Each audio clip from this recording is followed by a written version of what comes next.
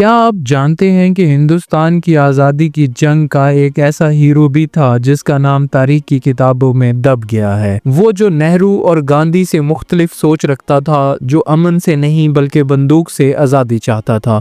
वो शख्स जिसे हिटलर, जापानी फौज और पूरी दुनिया के खतरनाक तरीन लीडर्स ने संजीदगी से लिया। जी हाँ, हम बात कर रहे हैं सुभाष चंद्र बोस की। इस वीडियो में आपको मिलेगा एक ऐसा सफर जिसमें इनकलाब, कुर्बानी, गद्दारी और एक ऐसा पुरस्कार अंजाम छुपा है जिस पर आज भी पर्दा पड़ा हुआ है।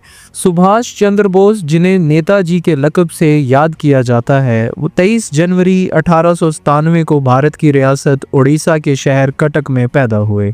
उनके वालिद जानकी नाथ बोस एक मशहूर वकील थे और मां पृथ्वी बोस एक सादा दिल खातून थी। सुभाष ने इब्तदाई तालीम कटक के रविंद्र शाह कॉलेजिएट स्कूल से हासिल की, जहां से उनकी जहानत और वतन परस्ती की झलक साफ दिखाई देने लगी। कई लोग नहीं जानते कि नेताजी बचपन से ही गैर मामूली जहानत के मालिक थे। सिर्फ 16 साल की उम्र में उन्होंने वेदांत, भगवत गीता और मगरबी फ़लसफ़े का मुतालिया मुकम्मल कर लिया था। अंग्रेज़ों से नफ़रत का जज्बा उनके दिल में तब पैदा हुआ जब एक बरतानवी उस्ताद ने हिंदुस्तानियों को काले और नापाक कहा। नेताजी ने उस उस्ताद को थप्पड़ मार दिया और स्कूल जाना छोड़ दिया। 1919 में सुभाष चंद्र बोस ने इंग्लैंड का सफ़र किया और कैम्ब्रिज यूनिवर्सिटी से तालीम हासिल की। उनके वालिद चाहते थे कि वो इंडियन सिविल सर्विसेज यानी ICS ऑफिसर बने। ये अंग्रेज़ हुकूमत का सबसे ताकतवर मनसब था। नेताजी ने इम्तिहान दिया और कामयाब भी हो गए, लेकिन यहाँ आया वो लम्हा जो उन्हें बाकी लीडरों से मुख्तलिफ बनाता है। जब उन्हें ICS की नौकरी मिली तो उन्होंने उसे ठुकरा दिया, क्योंकि वो किसी ऐसी नौकरी में काम नहीं करना चाहते थे जहां उन्हें अंग्रेज़ों का गुलाम बनकर रहना पड़े। उन्होंने ख़त में लिखा, एक गुलाम हुकूमत की नौकरी मेरे लिए बाइसे शर्म है, ना कि फ़ख्र। इंडिया वापसी के बाद सुभाष चंद्र बोस ने महात्मा गांधी के ख्यालात से मुतासिर होकर कांग्रेस में शमूलियत इख्तियार की, मगर जल्द ही उन्हें एहसास हुआ कि गांधी का आदम तशद्दुद का फ़लसफ़ा आज़ादी के लिए नाकाफ़ी है। वो समझते थे कि आज़ादी मांगने से नहीं, छीनने से मिलती है। 1938 में वो कांग्रेस के सदर मुंतखब हुए, लेकिन 1939 में दोबारा मुंतखब होने पर गांधी और नेहरू ने उनकी मुखालफत शुरू कर दी।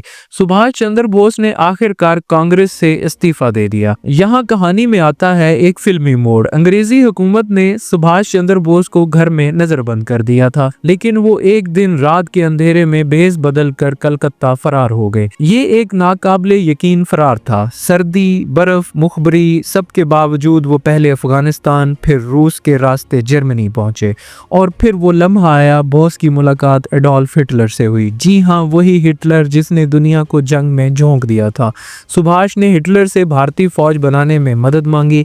हिटलर ने कुछ हद तक मदद तो की, लेकिन नेताजी मुतमिन नहीं थे। नेताजी ने बाद में जापान का रुख किया, जहां उन्हें मुकम्मल फौजी हमायत मिली, जहां उन्होंने इंडियन नेशनल आर्मी यानी आज़ाद हिंद फौज कायम की। ये वो फौज थी जिसमें हजारों भारतीय नौजवान शामिल हुए जो बरतानवी राज से लड़ना चाहते थे। सुभाष चंद्र बोस ने एक ऐसा नारा दिया जो आज भी नौजवानों के दिल में आग लगा देता है। उनकी क़यादत में आज़ाद हिंद फौज ने बर्मा, असम और मणिपुर के इलाकों में बरतानवी फौजों से जंग की।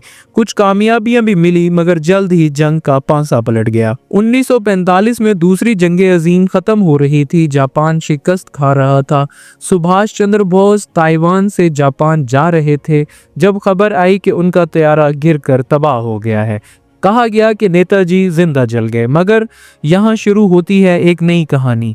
क्या वो वाकई मर गए थे, या उन्हें रूस ने पनाह दी, या वो भारत वापस आकर गुमनाम जिंदगी गुजारने लगे? बरसों तक लोग समझते रहे कि वो जिंदा हैं। बाज कहते हैं कि वो कलकत्ता में एक बाबा थे जिन्हें लोग नेताजी मानते थे। हुकूमत ने कई इंक्वायरियां की, लेकिन सच आज भी एक राज है। सुभाष चंद्र बोस की सोच बाकी लीडरों से जुदा थी। वो समझते थे कि आज़ादी एक मुकद्दस हक है जो छीन कर हासिल किया जा सकता है। अंग्रेजों को सिर्फ सफारती जुबान से नहीं बल्कि जंग से शिकस्त दी जा सकती है। हिंदुस्तान को सेकुलर, सनती और फौजी तौर पर ताकतवर मुल्क बनाना चाहिए। आज भी बहुत से मौर्रखीन मानते हैं कि आज़ाद हिंद फौज की बगावत ही वो आखिरी धचका थी जिसके बाद अंग्रेजों ने 1947 में भारत छोड़ने का फैसला किया। सुभाष चंद्र बोस की जिंदगी एक नॉवल की तरह है। हीरो, दुश्मन, साजिश, जंग और और एक राजनाक अंजाम। वो न सिर्फ आज़ादी के सिपाही थे बल्कि एक ख्वाब देखने वाले लीडर थे जो अपने ख्वाब को हकीकत में बदलना चाहते थे। अगर वो जिंदा रहते तो शायद हिंदुस्तान की तारीख कुछ और होती, लेकिन एक बात यकीनी है, उनकी आवाज़, उनका जज्बा, उनकी कुर्बानी हमेशा जिंदा रहेगी। नेताजी सुभाष चंद्र बोस एक ऐसा नाम जो तारीख के सफ़ों में मिटाया तो जा सकता है मगर दिलों से नहीं।